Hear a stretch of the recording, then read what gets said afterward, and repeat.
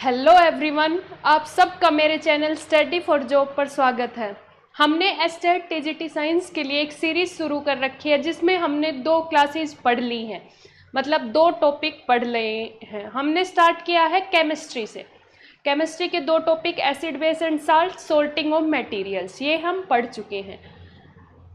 आज का टॉपिक हमारा रहेगा कोल एंड पेट्रोलियम।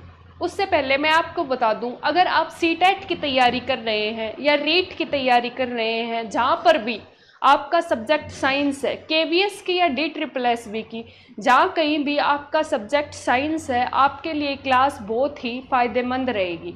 और बात करें एस्टेट की, तो एस्टेट में 60 नंबर में से एक भी नंबर इस क्लासेस से बाहर नहीं जाएगा। तो आप रेगुलर बने रहे, डेली क्लासेस लें। तो शुरू करते हैं हमारा टॉपिक। कोल एंड पेट्रोलियम पढ़ने से पहले एक छोटा सा टॉपिक है physical change and chemical change. ये मैं इसी के साथ कवर कर रही हूँ, इसके लिए बड़ी क्लास की कोई आवश्यकता नहीं थी, इसी वजह से मैंने इसी में डाल दी। ये 10 मिनट का टॉपिक है। इसके बाद कोल एंड पेट्रोलियम पढ़ेंगे हम, उससे रिलेटेड MCQ भी करेंगे। तो ये आइए पढ़ते हैं, physical change and chemical change. Physical change and chemical change, 2 तरह के चेंजमेंट होते हैं, एक फिजिकल एक केमिकल। फिजिकल मतलब शेप आकार में जो चेंज हो वो फिजिकल, केमिकल मतलब केमिकली जो चेंजमेंट हो जाए वो केमिकल चेंज। अब इसके कुछ पॉइंट है। पॉइंट नंबर 1 देखिए, a physical change is temporary. जो फिजिकल चेंज होता है वो टेम्परेरी होता है, कुछ टाइम के लिए। बट जो केमिकल चेंज होता है वो परमानेंट, एक बार जो चेंजमेंट हो गया वो हो गया, परमानेंट। दूसरा पॉइंट है, physical change is reversible, A chemical change is irreversible. इसका क्या मीनिंग है? अगर हमने एक वुड का टुकड़ा लिया, इसको हमने काट दिया बीच से, ठीक है, ये 2 टुकड़े बन गए। अब हम इनको वापस जोड़ सकते हैं। बट जब केमिकल चेंज हो गया, मान लो एक वुड का टुकड़ा लिया, इसको बर्न कर दिया हमने। जब बर्निंग ऑफ वुड होती है, जब लकड़ी जल जाती है, तो वो केमिकल चेंज होता है और वो रिवर्सिबल प्रोसेस नहीं है। लेकिन कटिंग ऑफ वुड, लकड़ी को काट दिया, हम फिर से ज्वाइन कर सकते हैं, तो ये एक रिवर्सिबल प्रोसेस। तीसरा point, no new substance are form after physical change. Physical change के बाद कोई नया सब्सटेंस नहीं बनता। इसका क्या मीनिंग हुआ? लकड़ी को काटा, मिला क्या? लकड़ी ही। लेकिन जब लकड़ी को जलाया तो धुआं मिला, उसका वेस्ट मटेरियल मिला। तो ये सिंपल सी बात है। इसके बाद केमिकल चेंज में फॉर्म आफ्टर केमिकल चेंज, इसके बाद न्यू सब्सटेंस मिलेंगे, यहाँ पर वो सब्सटेंस रहेगा फिजिकल चेंज में, ठीक है। अब एस्टेट के लिए मोस्ट फेवरेट पॉइंट इस चैप्टर का, बस इस चैप्टर में कुछ इम्पोर्टेंट है तो ये ही है, यहीं से क्वेश्चन बने हैं, हर साल बने हैं। मैं आपको आगे जब क्वेश्चन करवाऊंगी तब दिखाऊंगी। Physical and chemical change are can place together, मतलब फिजिकल चेंज भी हो किसी चीज़ का, साथ में केमिकल चेंज एक साथ पॉसिबल हैं। तो इसका मोस्ट कॉमन एग्जाम्पल है कैंडल। इसका मोस्ट कॉमन एग्जाम्पल क्या है? कैंडल। जो ये कैंडल है, इसमें दोनों चेंज होते हैं, फिजिकल चेंज भी देखने को मिलता है हमें, केमिकल चेंज। कैसे? देखिए पढ़ते हैं। Common example is the burning of candle. जब एक कैंडल जलती है तो ये इन दोनों का चेंजमेंट इसमें होता है। देखिए, melting of wax and the solidification of molten wax are physical change. अब ये कैंडल जली, जलने के बाद इसका वैक्स पिघलना शुरू हुआ, ठीक है, लिक्विड स्टेट में आ गया सॉलिड से। अब ये धीरे धीरे नीचे जमा होके दोबारा से सॉलिड में कन्वर्ट हो जाएगा। मतलब क्या हुआ? वैक्स में ही चेंजमेंट। कौन सा चेंज हुआ? ये फिजिकल चेंज। मतलब ये पहले लिक्विड बना, उसके बाद सॉलिड, तो हम कह सकते हैं ये क्या हुआ? Physical change. फिजिकल चेंज में हमने क्या पढ़ा था कि जो भी सब्सटेंस है वो सेम रहेगा, कोई नया प्रोडक्ट नहीं बनेगा। सेम ऐसा ही वैक्स के केस में है। तीसरा पॉइंट देखिए, the burning of molten wax is a chemical change. अब कुछ वैक्स जलेगी, एयर की प्रेजेंस में जब हम इसको जलाएंगे तो उसमें कुछ केमिकल चेंज हुए। तो इस कैंडल के अंदर हमें दोनों चेंज देखने को मिले, physical change as well as chemical change. ठीक है, तो हम कह सकते हैं पेपर में पूछा गया था कि बर्निंग ऑफ कैंडल किस प्रकार का चेंज है, केमिकल या फिजिकल। ऑप्शन में थे केमिकल, फिजिकल, बोथ या नन। तो इसका आंसर बताया गया था बोथ, जो सही है। ये पिछली बार का ही क्वेश्चन है एस्टेट 2023 का, तो आप इस बात को ध्यान रखिए, ये बहुत ही इंपॉर्टेंट पॉइंट है इस टॉपिक से रिलेटेड। अब एक और एग्जाम्पल देख लेते हैं। Displacement of copper from copper sulphate by iron is a chemical change. अब ये कॉपर सल्फेट है CuSO4, ठीक है, एक सॉल्यूशन में है। इसमें जब हम आयरन ऐड करेंगे तो ये SO4 आयरन के साथ कंबाइन होकर FeSO4 बना लेगा, ठीक है, और हमें कॉपर मिल जाएगा। तो क्या हुआ, ये एक केमिकल चेंज था, आयरन डाला था कॉपर सल्फेट में, हमें मिला क्या, कॉपर अलग से, तो नया प्रोडक्ट बन गया। तो हम ये नया प्रोडक्ट बन गया आयरन सल्फेट, तो हम कह सकते हैं ये एक केमिकल चेंज है। ये चैप्टर इतना ही था। इसके बाद हम पढ़ेंगे कोल एंड पेट्रोलियम, जो आज का हमारा टॉपिक है। Coal and petroleum, coal and petroleum से पिछले स्टेट की बात करें तो 2 क्वेश्चन पूछे गए थे। 2022 में इस छोटे से चैप्टर से 3 क्वेश्चन पूछे गए थे, जो 8th क्लास का चैप्टर है। ये 8th की NCERT के बेस पे ये नोट्स हैं। तो अगर आप ये नोट्स लेना चाहते हैं तो आप इस नंबर पर कांटेक्ट करके ये नोट्स ले सकते हैं, ठीक है, इस नंबर पर कांटेक्ट कर। ठीक है, हम स्टार्ट करते हैं हमारा chapter coal and petroleum. Coal and petroleum में सबसे इंपॉर्टेंट पॉइंट आता है calorific value, the maximum amount of energy release from the combustion of 1 gram of fuel. अब ये क्लोरोफिक वैल्यू क्या है, जब हम किसी भी फ्यूल को जब हम बर्न करते हैं तो हमें कितनी एनर्जी मिलती है, ये उसकी क्लोरोफिक वैल्यू रहेगी। अब हमने लिया डीजल, एक लिया पेट्रोल, एक लिया केरोसिन ऑयल, हमने इनको इक्वल टाइम के लिए बर्न किया, तो हम देखेंगे कि हमें किस में सबसे ज़्यादा एनर्जी मिल रही है। जो ज़्यादा देर चलेगा, हम इसको ऐसे भी समझ सकते हैं, जैसे सपोज कीजिए एक कोई भी मशीन है जो हमें चलानी है। अब पेट्रोल से वो इक्वल क्वांटिटी में डाला गया पेट्रोल एक मशीन में, एक में डीजल, एक में केरोसिन ऑयल, उनको चलाया गया। अब हम देखते हैं कि कौन सी मशीन लंबे टाइम तक चल रही है, मतलब कौन सी की क्लोरोफिक वैल्यू ज़्यादा है, किसका फ्यूल जल्दी ख़त्म नहीं हो रहा। मतलब अगर डीजल वाली मशीन का ख़त्म नहीं हो रहा तो हम कह सकते हैं डीजल की क्लोरोफिक वैल्यू बहुत ही अच्छी है। इस हिसाब से हम इनको बांटते हैं।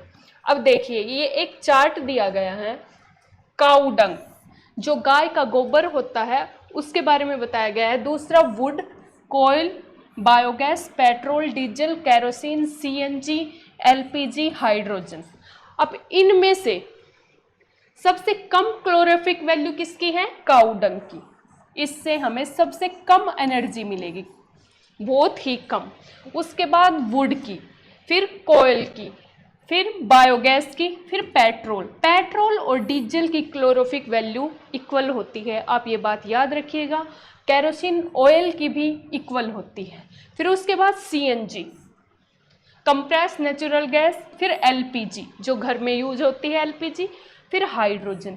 अब आपसे पूछा जाए सबसे अच्छी क्लोरोफिक वैल्यू किसकी होती है, तो हम कहेंगे हाइड्रोजन की, ठीक है, आप ये बात याद रखिएगा। आपसे डायरेक्ट पूछा जा सकता है कि बेस्ट सबसे ज़्यादा क्लोरोफिक वैल्यू किसकी होती है, तो हाइड्रोजन की। और सबसे कम, उसमें जैसे आपको ऑप्शन दे दिए जाएं कि सबसे कम क्लोरोफिक वैल्यू किसकी होती है। ऑप्शन में आपको दे दिया गया petrol, diesel, would,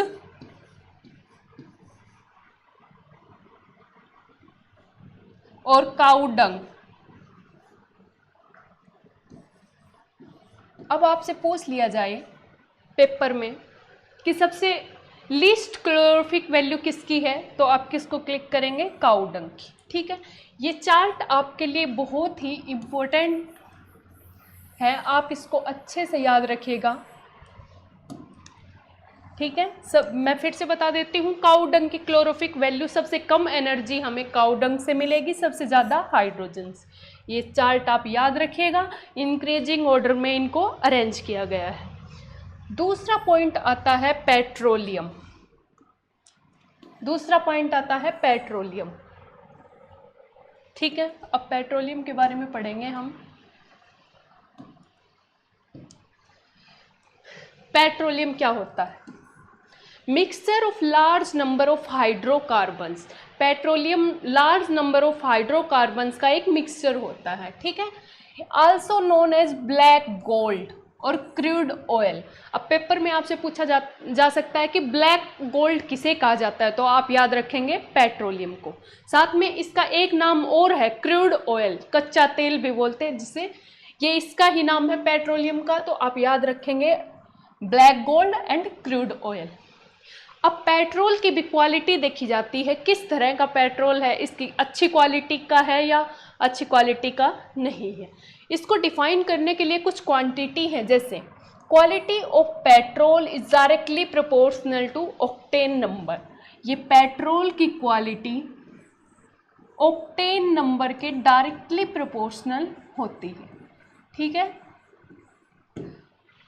octane number के डायरेक्टली प्रोपोर्शनल होती है। अब दो तरह के ऑक्टेन नंबर हमें मिलते हैं, एक एन हेप्टेन, एक एन ऑक्टेन। एन ऑक्टेन जो पेट्रोल होता है उसमें ऑक्टेन नंबर 100 होता है। ठीक है, और जो एन हेप्टेन होता है उसका ऑक्टेन नंबर 0 होता है। तो हमें बेस्ट क्वालिटी का पेट्रोल कौन सा मिलेगा? जिसका ऑक्टेन नंबर ज़्यादा हो। ऑक्टेन नंबर किसका ज़्यादा है? एन ऑक्टेन का। ठीक है, और ऑक्टेन नंबर 0 किसका है? एन हेप्टेन का। तो जो प्रीमियम पेट्रोल होता है उसमें ये एन हेप्टेन प्रेजेंट नहीं होता। जो अच्छी क्वालिटी का पेट्रोल होता है उसमें एन ऑक्टेन प्रेजेंट रहता है। आप ये बात याद रखिए, एन ऑक्टेन प्रेजेंट रहता है। और क्या प्रेजेंट नहीं रहता? N heptane. अगर एन हेप्टेन हो जाएगा तो ऑक्टेन नंबर हो जाएगा 0 और वो बेस्ट क्वालिटी का पेट्रोल नहीं रहेगा। आप ये पॉइंट याद रखिएगा। दूसरा पॉइंट आता है sound. Sound is inversely proportional to octane number. अब जो भी हमने मतलब पेट्रोलियम का, जिस भी पेट्रोलियम का यूज़ किया, अगर उसको हम यूज़ करते हैं और हमें लार्ज अमाउंट में साउंड मिलती है, मतलब जिस भी मशीन में हम उसको यूज़ कर रहे हैं उसके बर्निंग की जो प्रोसेस हो रही है उसमें साउंड का फॉर्मेशन हो रहा है, तो मतलब वो पेट्रोल अच्छी क्वालिटी का नहीं है। अब अच्छी क्वालिटी का कौन सा होगा? जिसका ऑक्टेन नंबर कम होगा। जितना कम ऑक्टेन नंबर साउंड उतनी ही कम, और जितनी कम साउंड उतना ही अच्छा पेट्रोल।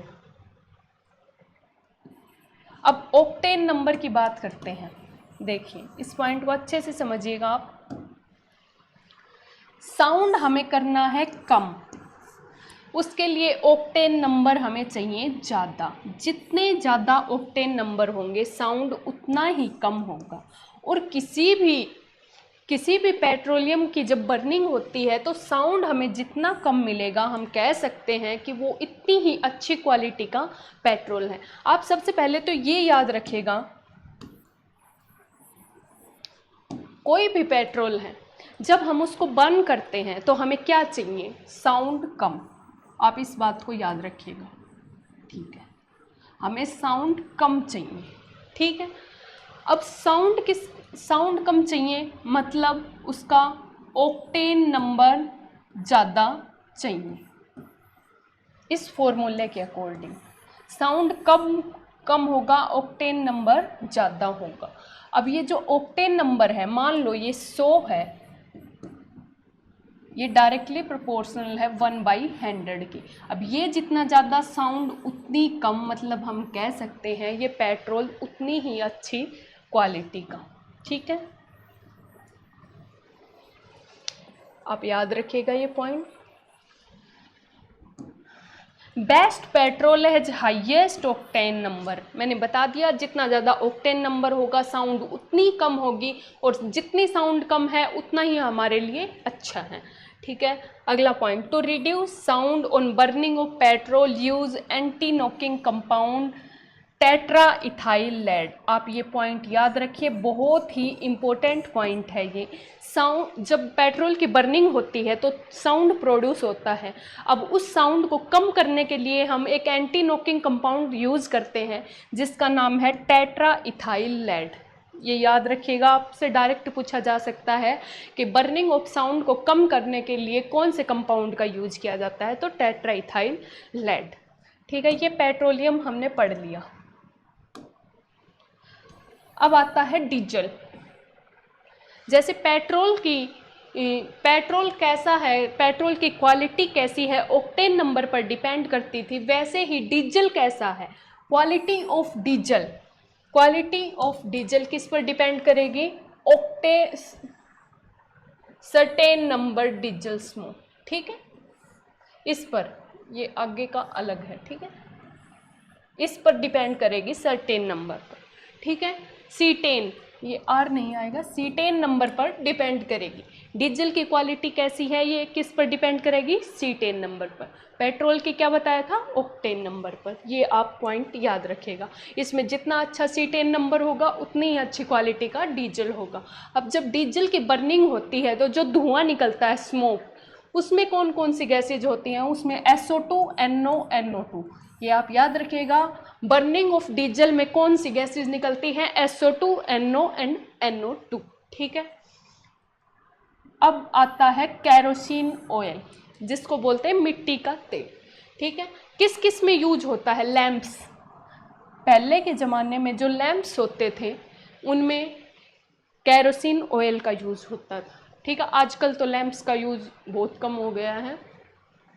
दूसरा यूज है हेलीकॉप्टर और जेट प्लेन, इन सब में कैरोसिन ऑयल का यूज होता है। तो आप ये तीनों पॉइंट याद रखिएगा, लैंप में, हेलीकॉप्टर एंड जेट प्लेन में। ठीक है, दूसरा, kerosene oil also use ATF, aviation turbine fuel में भी कैरोसिन का यूज होता है। कैरोसिन के बारे में हमें इतना ही पढ़ना है। तीसरा आता है पेट्रोलियम ईथर। ये टर्म आपके लिए इम्पोर्टेंट हो जाती है, आपको दे दिया जाएगा पेट्रोलियम ईथर का यूज क्या है, तो बस आपको इतना ध्यान रखना है, ये ड्राई क्लीनिंग और लुब्रिकेंट्स में यूज होता है। जो आप कपड़ों की ड्राई क्लीनिंग कराते हैं उसमें पेट्रोलियम ईथर का यूज होता है, साथ में लुब्रिकेंट्स, जो मशीनों में लुब्रिकेंट्स का यूज किया जाता है वो भी पेट्रोलियम ईथर होता है। तीसरे नंबर पर आता है बिट्यूमन, मेल्टिंग द रोड। जो रोड बनाए जाते हैं, व्हीकल्स चलते हैं, उन रोड्स की बात कर रहे हैं हम, उसमें जो घोल डाला जाता है वो बिट्यूमन का होता है। इसका रीजन भी है, ये लार्ज अमाउंट में हमारे पास प्रेजेंट है तो इसी का यूज किया जाता है। अब पॉइंट आता है कोल, जो बहुत ही इम्पोर्टेंट है, कोल। ठीक है, कोल की बात करें तो कोल को हम कहते हैं ब्लैक डायमंड। पेट्रोलियम को क्या कहा गया था, black gold and crude oil. ऐसे ही कोल को क्या कहेंगे, ब्लैक डायमंड, काला हीरा। मतलब इसका रीजन क्या है, कोल एक बहुत ही सीमित मात्रा में है, इसलिए हम इसको डायमंड कह देते हैं, ब्लैक डायमंड। अभी इसका कलर ब्लैक होता है इसलिए हम इसको ब्लैक डायमंड कह देते हैं। अब इसके कुछ टाइप्स हैं। पीट, पहला टाइप पीट, जिसमें 50 to 60% कार्बन प्रेजेंट होता है। पीट में कितना कार्बन प्रेजेंट होता है, 50 to 60%। रोस्ट कोल, सबसे बेकार कोल ये ही है, हाईली वोलेटाइल, सबसे ज़्यादा वोलेटाइल है। तीसरा, मैक्सिमम पोल्यूशन। अब ये बेकार क्यों है, क्योंकि ये मैक्सिमम पोल्यूशन काज करता है, मैक्सिमम साउंड काज करता है, तो हम कह सकते हैं पीट एक बहुत ही बेकार क्वालिटी का कोयल। दूसरा point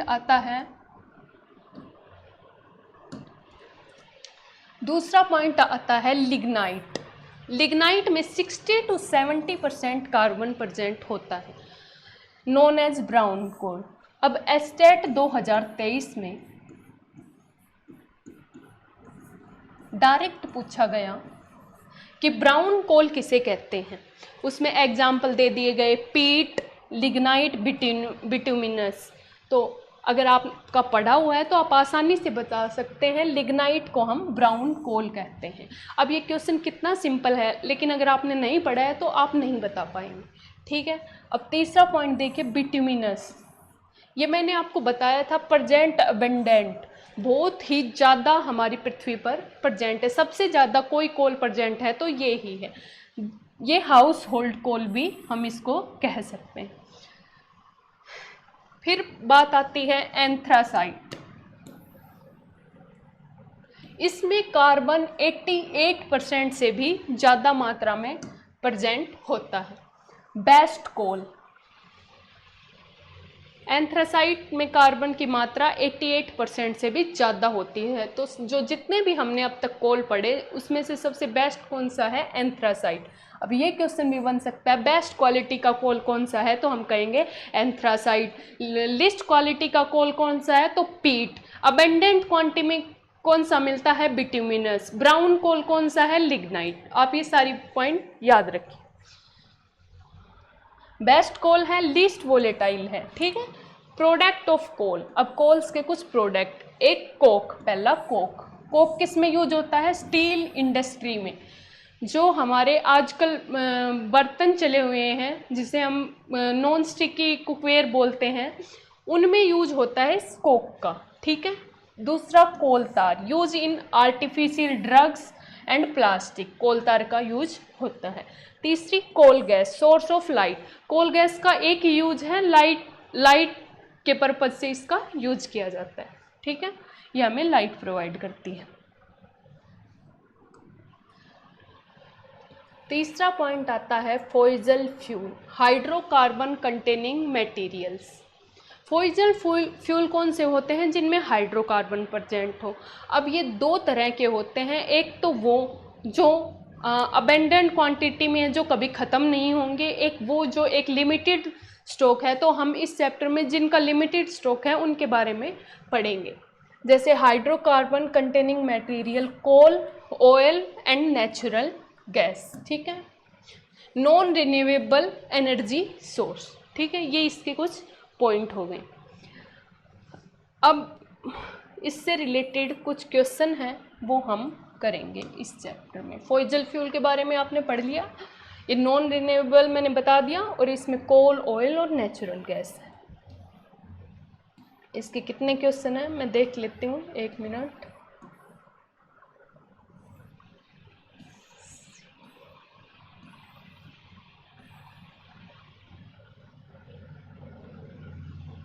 A brown coal, low in carbon content, 60 to 70%, high in moisture content and generally used in power plant to produce electricity। अब जब ब्राउन कोल की बात आती है तो आप इजीली बता सकते हो, ब्राउन कोल कौन सा पढ़ा था हमने, लिग्नाइट, ठीक है। दूसरा question, which oxide of nitrogen is generated by burning of fossil fuel. Fossil fuel को जब हम बर्न करते हैं तो नाइट्रोजन के कौन कौन से ऑक्साइड हमें मिलते हैं, तो इसमें NO2, NO3, N2O5, ठीक है। तीसरा देखिए,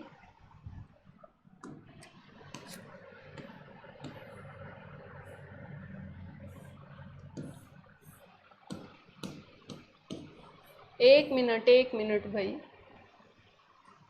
इसका रहेगा पीट, ये हमने गलत पढ़ लिया। ए ब्राउन कोल जिसमें 60 to high in moisture content and generally use in power plant to produce electricity is peat, ये पीट है, ठीक है। दूसरा, which oxide of nitrogen is generated by burning of fossil fuel, तो इसमें ये दो गैसेज मिलती हैं, NO एंड NO2, ठीक है। नेक्स्ट क्वेश्चन देखते हैं हम, नेचुरल गैस के मेन कंपोनेंट कौन से हैं। अब इसके एग्जाम्पल है carbon dioxide, hydrogen, methane, carbon monoxide, तो इसका रहेगा मीथेन, ठीक है। मेन कंपोनेंट इसमें क्या रहेंगे, मीथेन। ठीक है। Out of the petroleum the one having lowest boiling point, अब इसमें से सबसे लोवेस्ट बॉइलिंग पॉइंट कौन से का है, तो ये हम पढ़ेंगे केरोसिन का। लोवेस्ट बॉइलिंग पॉइंट किसका रहेगा, केरोसिन का, ठीक है। The source of kerosene is known as, जो केरोसिन के सोर्स होते हैं उसे हम क्या कहते हैं, क्रूड पेट्रोलियम, ठीक है।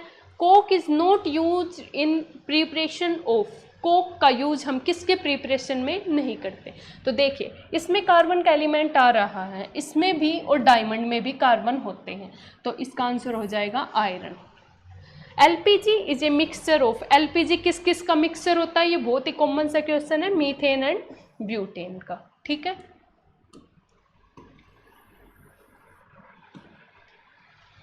Which gas is produce when coal burn in air, जब हम कोल को हवा में बर्न करते हैं तो कौन सी गैस मिलती है, तो इसका सिंपल सा आंसर रहेगा कार्बन डाइऑक्साइड, ठीक है,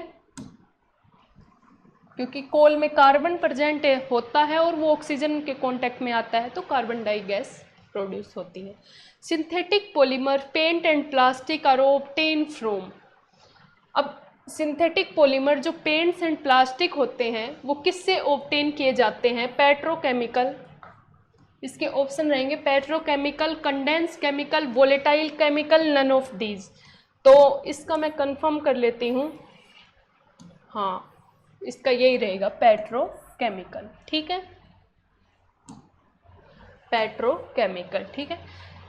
नेक्स्ट क्वेश्चन देखिए, crude petroleum is also called, हमने पढ़ा था पेट्रोलियम, पेट्रोलियम के दो नाम पढ़े थे हमने, एक क्रूड पेट्रोलियम और एक ब्लैक गोल्ड, तो इसका सिंपल सा आंसर हो जाएगा ब्लैक गोल्ड, ठीक है। Black gold, yellow gold, brown gold and white gold option दिए गए हैं, तो इसका आंसर रहेगा black gold.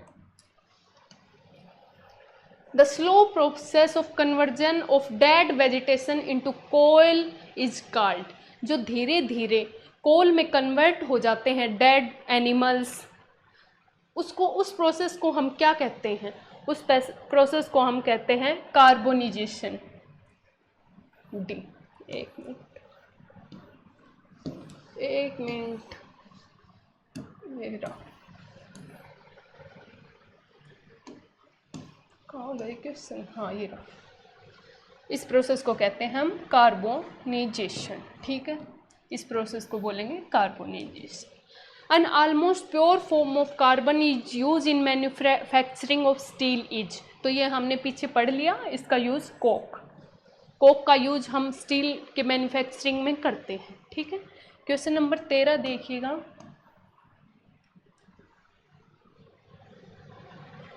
The process of heating of coal in absence of air is called, जब एयर की प्रेजेंस में होता है तो उसको बोलते हैं कंबशन, ठीक है। स्टीम डिस्टिलेशन, जो पानी की प्रेजेंस में होता है, simple distillation and destructive distillation, तो इसका रहेगा डिस्ट्रक्टिव डिस्टिलेशन, ठीक है, ये इसकी आंसर की रहेगी, इसका आंसर डिस्ट्रक्टिव डिस्टिलेशन, ठीक है। ये 13 क्वेश्चन किए हमने, आपने सारे क्वेश्चन देखे होंगे, उसके बाद इनकी आंसर की भी प्रोवाइड की गई है, ये रही इसकी आंसर की। आपको क्लास कैसी लगी, क्वेश्चंस कैसे लगे, ये क्वेश्चन सारे लगभग जो प्रीवियस ईयर में आए हुए क्वेश्चंस हैं वो क्वेश्चंस हैं, आपको आई होप ये क्वेश्चंस अच्छे लगे होंगे।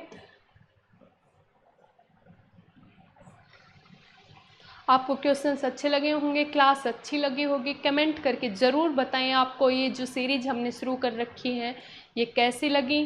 चैनल को सब्सक्राइब करें, लाइक करें, थैंक यू।